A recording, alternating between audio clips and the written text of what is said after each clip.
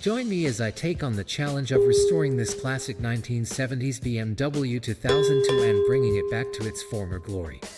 Did you know this car helped define the compact sports sedan era? Let's dive into this exciting journey. Before we begin, let's take a closer look at the challenges we face. This BMW has seen better days. Rust spots, mechanical problems, and an outdated interior are just the start. The first step is to strip the car down to its bare bones. This allows us to uncover hidden issues and prepare for a complete rebuild. Next, we focus on restoring the body.